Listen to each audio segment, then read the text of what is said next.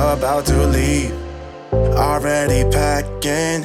Come with me, I'm not really asking. We'll get away to a place where we don't know. Good morning, everybody. Happy Vlogmas day 8. It's actually like day 6 for me because this has been a week. My name is Carrie. I am Colorado Knits on Ravelry and Instagram. You can email me at hello@coloradoknits.net, and I have an out-of-date website at Colorado Knits. So, good morning. I am getting a slew of text messages that are coming in on my phone. It has been a week, so I have not vlogged for 2 days, and I am okay with that because progress over perfection.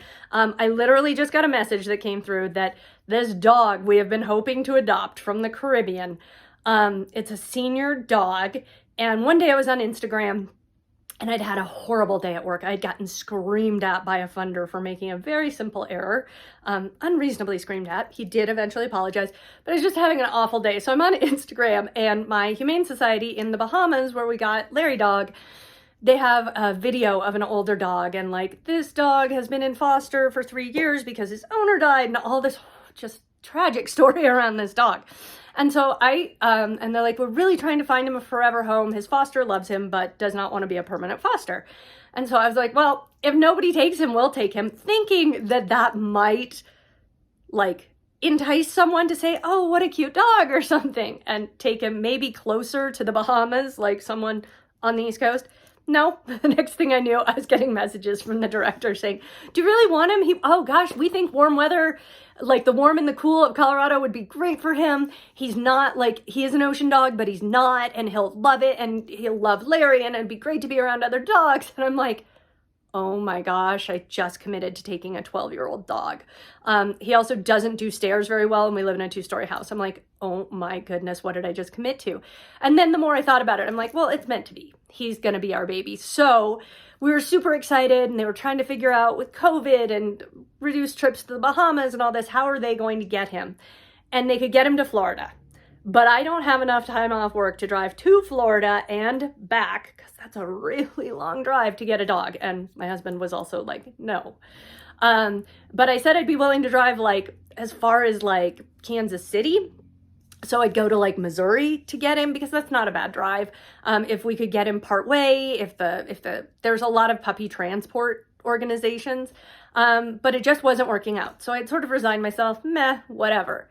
Yesterday I'm on Facebook, and another pot cake rescue, that's what dogs in the Caribbean are called, pot cakes, is asked, are there people in Colorado who'd be interested in adopting some Bahamian pot cakes? And it was a different rescue organization than the one I adopted from, but they all work together. They have one goal, and that's making sure that all the animals are safe in the Caribbean. And so I messaged and said, do you think my dog could get on that? You know, we'd be happy to sort of pay for it or do what we need to do.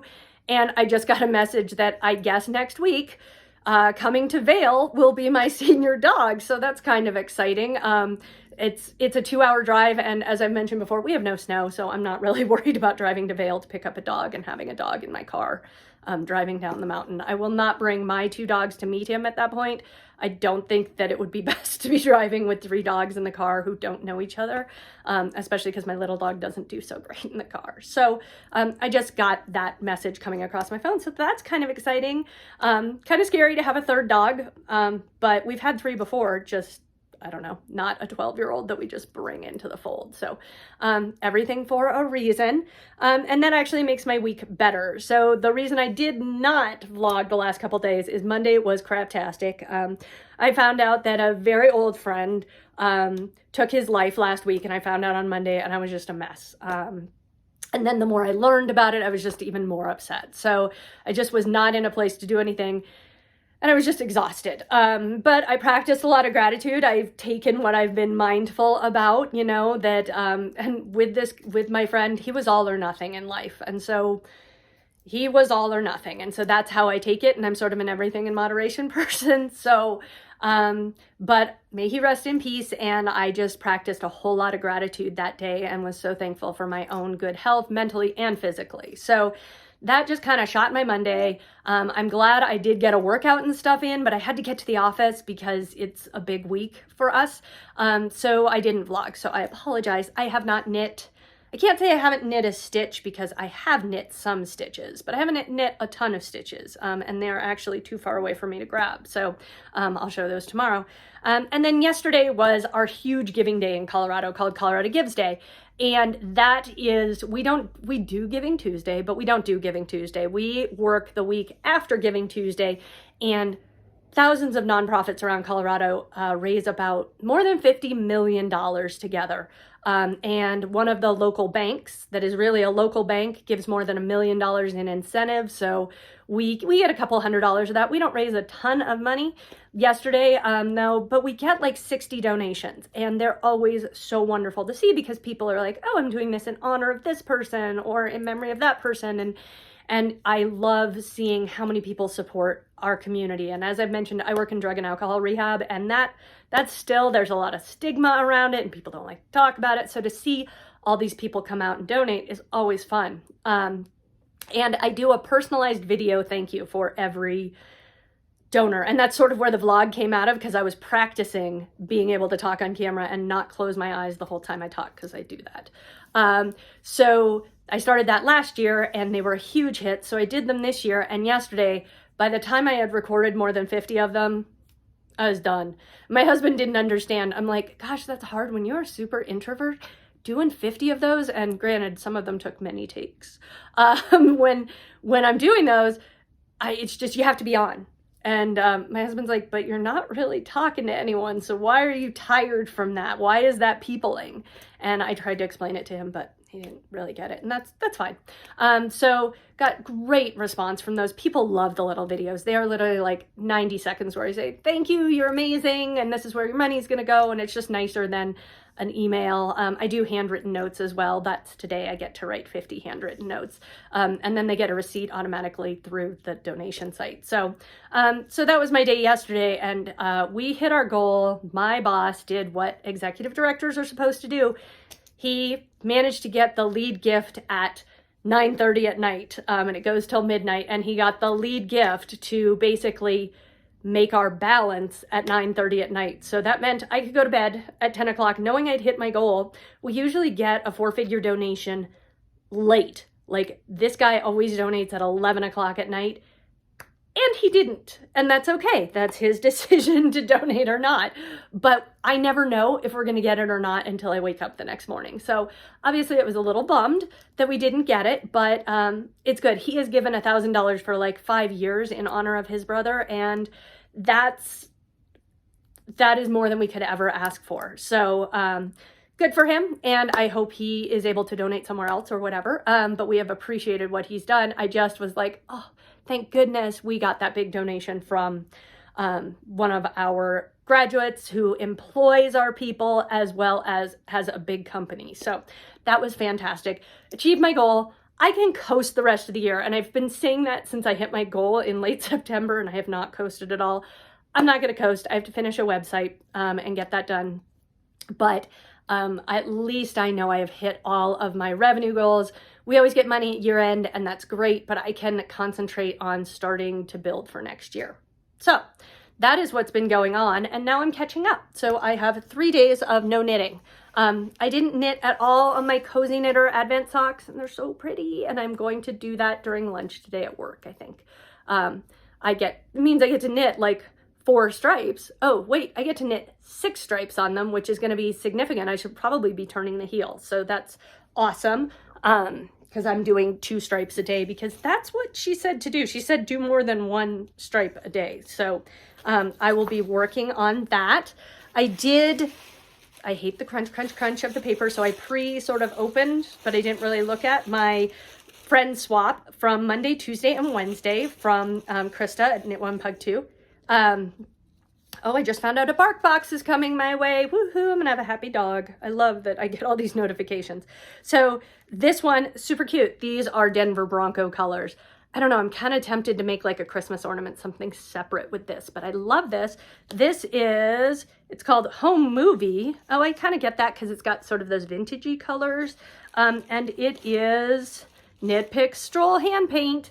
Krista and I are on the same wavelength about Knit Picks. Amazing yarn for the price that you pay. Their quality is so good. I love it. You can see I have like 30 skeins of Felici I need to knit up, but I don't want to knit them up because they're so perfect.